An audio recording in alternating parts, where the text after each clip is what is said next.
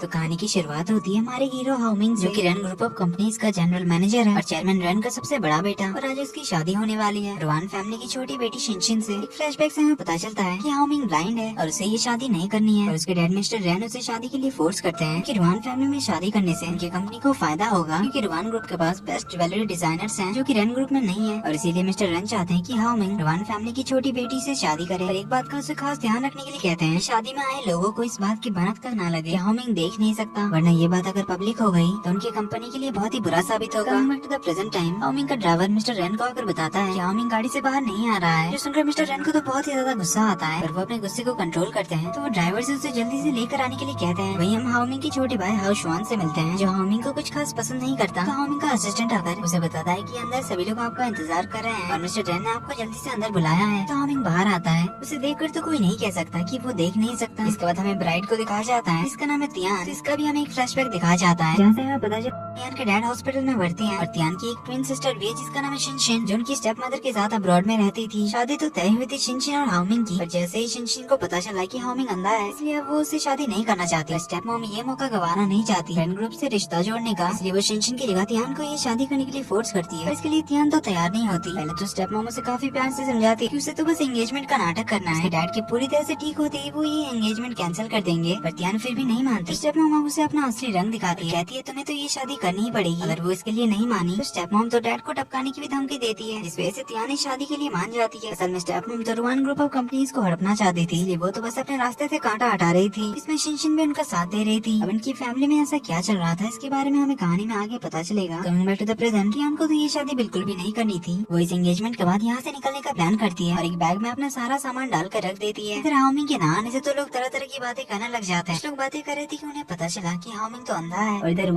के भी कुछ कम चर्चे नहीं होते। लोग कह रहे थे कि मिस्टर रुआन की तो जुड़वा बेटियां थी, जिनमें से एक तो मिसेस रुआन के साथ रहती थी और दूसरी मिस्टर रुआन के मिस्ट्रेस के साथ, यानी कि जो शिनशिन और तियान की स्टेप मॉम है उसके साथ। मिस्टर रन कहते हैं कि ये लड़का अभी तक आया क्यों नहीं। हाउ शुआन तो हाउमिंग की मजाक उड़ाते हुए कहता है उन्हें दिखाई देगा तभी ना आएंगे। इधर हाउमिंग तो फुल स्वैग के साथ आ रहा था, जिससे उसका असिस्टेंट डिस्टेंस और डायरेक्शन गाइड कर रहा था। ड्रेसिंग रूम में तियान तैयार हो रही थी, वो नोटिस करती कि उसका कान का एक झुमका गायब है। वो उसे हर जगह ढूंढने लग जाती है पर उसे कहीं भी नहीं दिखता। देन वो अपने ड्रेस में ढूंढने लग जाती है कहीं वो झुमका उसके ड्रेस में तो नहीं फंस गया, तो वो अपने ड्रेस के अंदर चेक कर ही रही होती है। इधर असिस्टेंट हाउमिंग को ड्रेसिंग रूम तक पहुंचा देता है, तो हाउमिंग ड्रेसिंग रूम में एंट्री मारता है। वहीं उसके पैर के नीचे तियान के कान का झुमका आ जाता है। तियान तो उसे देखकर एम्बैरेस होने वाली थी, पर फिर से याद आता है कि ये तो अंधा है, इसलिए कुछ खास रिएक्ट नहीं करती। तो हाउमिंग झुमका ढकड़ से देने के लिए हाथ आगे बढ़ाता है। तियान जब उसे लेने जाती है तो वो अपना हाथ पीछे कर लेता है, फिर तियान के क्लोज जाकर अपनी बाहों में डालकर अंदाजा लगाकर ही उसके कान में झुमका पहना देता है। इससे तियान को दर्द होता है, इस वजह से तियान उस पर गुस्सा करने लग जाती है। इस पे हाउमिंग उसे कहता है कि शिनशिन अचानक से तुम्हारा बिहेवियर इतना रूड कैसे हो गया, फिर तुम ऐसी ही हो। तो तियान दोबारा से रूडली कहती क्या मैं ऐसी हूँ। ये सुनकर हाउमिंग अपना बो टाई उतार कर फेंक देता है और तियान को उसके लिए एक दूसरा लाने के लिए कहता है। इसके लिए तियान पहले तो मना करती है, पर अभी इससे वो बहस नहीं करना चाहती है, इसलिए दूसरा बो टाई लाती है और उसके गले में बांधने लग जाती है। पर वो इतना कसकर बांधती है कि उसके गले में तो दर्द ही होने लगता है। तो हाउमिंग उससे अपने आप को छुड़ाता है और फिर से उसे धमकी देते हुए कहता है कि अभी बाहर मेरे साथ कोऑपरेट करना, वरना हम दोनों के लिए बिल्कुल अच्छा नहीं होगा, स्पेशली तुम्हारे लिए। अभी असिस्टेंट आकर उसे कहता है कि उनके स्टेज पर जाने का टाइम हो गया, तो दोनों मुस्कुराते हुए गेट से एंट्री मारते हैं। हाउमिंग ने अपने कानों में ब्लूटूथ लगाया हुआ था, जिससे उसका असिस्टेंट उसे गाइड कर रहा था कि उसे कितना दूर जाना है, सीढ़ी आने पर उसे ऊपर उठना है। तो इस तरह से दोनों की एंट्री हो जाती है। वहीं हाउमिंग को इतना बिंदास चलकर आता हुआ देखकर वहाँ मौजूद लोगों को तो बिलीव हो जाता है कि हाउमिंग अंधा नहीं है। तो दोनों स्टेज पर पहुँचते हैं। असिस्टेंट हाउमिंग को गाइड कर रहा था कि एंगेजमेंट सेरेमनी शुरू होती है। असिस्टेंट बताता है कि उसके राइट पॉकेट में रिंग है, जिसे निकाल कर वो तियान को पहनाने जा ही रहा था। तो तियान भी अपना हाथ आगे करती है, पर हाउमिंग तो उसकी उंगली में अंगूठी पहना ही नहीं पा रहा था, क्योंकि भाई को दिखाई तो नहीं दे रहा था। ऊपर से असिस्टेंट को एक मोटा सा आदमी सामने देखने से रोक रहा था, जिसे कि हाउ शुआन ने इसी काम के लिए रखा था, ताकि उसके भाई के अंधे होने का राज सभी के सामने आ जाए और ये जो रूमर फैला हुआ है उसके अंधे होने के बारे में वो सच साबित हो जाए और उसकी जगह वो कंपनी का जनरल मैनेजर बन जाए। तो हाउमिंग काफी बार अंगूठी पहनाने की कोशिश करता है, एक बार भी वो उसके उंगली में पहना नहीं पाता। उल्टा इस कोशिश में तो उसके हाथों से अंगूठी नीचे गिर जाती है, इससे सारे लोग तो बातें बनाने लग जाते हैं। इस सिचुएशन से निकलने के लिए तियान अंगूठी उठा लेती है और हाउमिंग को पकड़ा देती है, और इस सीन को बस हाउमिंग नर्वस हो गया था ये बता दिया जाता है। फिर तियान खुद ही अंगूठी पहन लेती है, जिससे उनकी एंगेजमेंट कंप्लीट होती है। इसके बाद तियान तो जल्दी से कपड़े चेंज कर निकलने लगी थी, तभी उसे हाउमिंग का असिस्टेंट आकर रोकता है और उसे हाउमिंग के साथ चलने के लिए कहता है। तो तियान कहती है मैं क्यों जाऊँ। इस पे असिस्टेंट उसे हाउमिंग के साथ शिनशिन का कॉन्ट्रैक्ट दिखाता है, इसमें साफ लिखा हुआ था कि एंगेजमेंट के बाद शिनशिन हाउमिंग के साथ मूव इन कर जाएगी। इससे अब तियान तो कंफर्म हो जाती है शिनशिन और उसकी स्टेप मॉम ने उसे हाउमिंग के साथ फंसाने के लिए ही इस शादी का प्लान किया है, जिससे अब ध्यान के पास और कोई रास्ता नहीं बचता, इसलिए वो हाओमिंग के घर मूव इन कर जाती है। तो असिस्टेंट उसका सामान उसके रूम तक ऊपर पहुँचाने की बात करता है। हाओमिंग उसे रोकते हुए कहता है कि उसका सामान है वो खुद लेकर चली जाएगी, आखिरकार वो इस घर में मेरी नौकरी तो है, इसलिए इसे मेरी हर बात माननी पड़ेगी और मेरी हर चीज का ध्यान रखना पड़ेगा। ध्यान कहती है वो ऐसा कुछ भी नहीं करने वाली। हाओमिंग उसे कहता है कि ठीक है, फिर मेरी बात ना मानने का कंपेंसेशन तुम्हें पता भी है कितना है, 50 मिलियन युआन। जो सुनकर ध्यान तो शॉक्ड रह जाती है। अभी असिस्टेंट उसे कॉन्ट्रैक्ट दोबारा से निकाल कर दिखाता है। इसमें साफ लिखा हुआ था कि अगर पार्टी बी ने पार्टी ए के कही हुई बातों को नहीं माना तो उसे पार्टी ए को 50 मिलियन युआन पे करना होगा ऐसे कंपेंसेशन। तो हाओमिंग उसे चिढ़ाते हुए कहता है कि टेंशन इस पे है कि क्या तुम और तुम्हारी मॉम इतनी ज्यादा एक्साइटेड हो गई थी मेरे साथ शादी करने की बात करके, तुम कॉन्ट्रैक्ट साइन करने से पहले उसे पढ़ना ही भूल गई, पर अब तो तुम्हारे पास और कोई रास्ता नहीं है, तुम्हें मेरी बात माननी ही पड़ेगी। तो बेचारी ध्यान अब क्या करती, अपना भारी भरकम बैग उठाकर सीढ़ियों से जाने लग जाती है। तो काफी मेहनत के बाद अपना सारा सामान लेकर अपने रूम में पहुंचती है। जहाँ तक सामान उठाते उठाते तो उसकी हालत ही खराब हो गई थी, तो वो थोड़ी देर रेस्ट करने के लिए बेड पर जाकर लेट जाती है। तभी असिस्टेंट आकर उसे उठाता है, उसे कहता है कि मिस रोहन, बॉस ने आपको नीचे बुलाया है उनके लिए खाना बनाने के लिए। ध्यान उसे गुस्से से कहती है कि जाकर अपने बॉस से कह दो मैं ऐसा कुछ भी काम नहीं करने वाली। इस पे असिस्टेंट उसे कहता है कि बॉस ने मुझे ये भी कहकर भेजा था अगर आपने इसके लिए मना किया तो मैं आपसे 50 मिलियन युआन वसूल करके ले आऊँ। सुनकर ध्यान तो नीचे चली जाती है उसके लिए खाना बनाने के लिए। तो नीचे जाकर वो देखती है कि टेबल पर तो जिंदा क्रेफिश पड़े हुए थे, जिन्हें हाओमिंग उसे पकाने के लिए कहता है। ध्यान को तो बड़ा ही डर लग रहा था उन क्रेफिश से, इसलिए वो कहती कि वो ये सब बना नहीं पाएगी क्योंकि उसे क्रेफिश बनाना नहीं आता। इस पे हाओमिंग उसे कहता है कि फिर हमारी सीरी कब काम आएगी। तो हाओमिंग सीरी से क्रेफिश बनाने का रेसिपी पूछता है। सीरी इसका प्रोसेस बताने लग जाती है। पहले तो क्रेफिश को सॉल्ट वाटर में डालो। ध्यान सॉल्ट वाटर गर्म करके ले आती है। फिर सीरी बताती है कि मसाले लेकर आओ। ध्यान मसाले लेकर टेबल में आकर रख देती है। फिर दूसरी चीजों की तैयारी करने जाती है। हाओमिंग तो पानी का ग्लास समझकर मसाला ही पी जाता है, जिससे भाई की तो हालत ही खराब हो जाती है। तो वो पानी पानी चलाने लग जाता है और पानी ढूंढते हुए टेबल पर अपना हाथ फेरने लग जाता है। इस वजह से उसका हाथ क्रेफिश के कंटेनर पे पड़ता है। क्रेफिश कंटेनर से बाहर टेबल पर आ जाती है। इसमें से एक तो हाओमिंग की उंगली पर भी काट लेता है। हाओमिंग की तो और बैंड बच जाती है। तो वो चिल्लाते हुए ध्यान को बुलाने लग जाता है। ध्यान भागकर पानी लेकर आती है। तो हाओमिंग उसे कहने लगता है कि ये सब तुमने ही प्लान किया है ना। ध्यान कहती है मैंने क्या किया, मैं तो तभी से किचन के अंदर हूँ। तो हाओमिंग कहता है छोड़ो वो सब, अब मेरी मदद करो, मेरी उंगली से क्रेफिश को हटाओ। फिर उस पर गुस्सा करने लग जाता है कि पहले तुम मुझे बता नहीं सकती थी कि क्रेफिश काट भी सकती है। तो ध्यान डरते हुए अपने हाथों से क्रेफिश को हटाने के लिए जाती है। क्रेफिश तो उसे काटने लग जाती है, इसलिए वो डर कर हाथ पीछे कर लेती है। इसके बाद वो एक लाइटर उठाकर ले आती है और क्रेफिश को जलाने लगती है। इस चक्कर में हाओमिंग का ही हाथ जल जाता है। वो एक चाकू लेकर आ जाती है, क्रेफिश को काटने लगती है। उसका एम तो क्रेफिश पर लग ही नहीं रहा था। इसके बाद पता नहीं क्यों लेकिन वो चिल्ली पाउडर क्रेफिश के ऊपर छिड़कने लग जाती है। इससे उल्टा हाओमिंग को ही जलन होने लगती है। हाओमिंग उसे अपने बकवास आइडियाज बंद करने के लिए कहता है और सीरी से पूछता है कि अगर क्रेफिश किसी की उंगली काट ले तो उसे क्या करना चाहिए। सीरी जवाब देती है कि उसे सॉल्ट वाटर में डुबा दो। तो हाओमिंग यही करता है, सॉल्ट वाटर में अपनी उंगली डुबा देता है। इससे क्रेफिश उसकी उंगली छोड़ देता है। पर उसकी उंगली तो पूरी तरह से सूज गई थी। तो रात को ध्यान अपनी कंपनी के साइट पे उसकी डिजाइन की हुई ज्वेलरीज को देख रही थी, जिन्हें वो ओलिविया नाम से डिजाइन करती थी। पर किसी को भी उसके असली आइडेंटिटी के बारे में पता नहीं था। तो उसकी डिजाइन की हुई सारी ज्वेलरीज बहुत ही महंगी आती है। तुरंत उसके सारे ज्वेलरीज बिक जाते हैं। इससे लोग तो उसके डिजाइन की काफी तारीफ करते हैं। तभी असिस्टेंट बाहर से आवाज लगाता है कि आपको बॉस ने बाथरूम में बुलाया है क्योंकि उन्हें नहाने में आपकी मदद चाहिए। इस पे ध्यान दोबारा से गुस्सा करते हुए कहती है क्या तुम्हारा बॉस दिमाग से पैदल है या फिर छोटा बच्चा है जिसे नहाने में मदद चाहिए। तो जाकर बोल दो उस परवट बॉस से कि मैं नहीं आ रही हूँ। तो असिस्टेंट वही सेम डायलॉग चिपकाता है कि अगर आपने उनकी बात नहीं मानी तो फिर 50 मिलियन युआन का कंपेंसेशन तैयार रखने के लिए कहा उन्होंने। इधर हमें हॉस्पिटल का सीन दिखाया जाता है जहाँ हमें पता चलता है कि स्टेप मॉम तो ध्यान के डैड को टपकाने का फुल प्लान बनाकर रखी थी। तो वो डॉक्टर के साथ मिलकर उन्हें कुछ दवाएं दे रहे थे। इससे मिस्टर रुआन अब दोबारा से कभी नहीं उठ पाएंगे क्योंकि ये सारी बातें मिस वांग सुन लेती है, क्योंकि मिस्टर रुआन की केयर टेकर थी और उन्हें यहाँ ध्यान नहीं रखा था ताकि उन्हें उसके डैड के साथ हॉस्पिटल में क्या कुछ हो रहा है इसके बारे में पता चले। तो ये सुनते ही मिस वांग ध्यान को कॉल करके स्टेप मॉम के प्लान के बारे में बता देती है। इस पे ध्यान उन्हें उन पर नजर रखने के लिए कहती है। तक वो अपने डैड को किस तरह बचाएगी इस बारे में सोचेगी। इधर हाओमिंग की तरफ से ध्यान का दोबारा से बुलावा आता है। तो ध्यान को बाथरूम जाना ही पड़ता है। जहाँ हाओमिंग उसे अपनी सूजी हुई उंगली दिखाता है और कहता है कि मैं इसकी वजह से खुद से नहीं नहा सकता अब क्योंकि मेरी इस हालत की जिम्मेदार तुम हो, तो अब तुम्हें ही मुझे नहाने में हेल्प करनी पड़ेगी। कहकर वो ध्यान से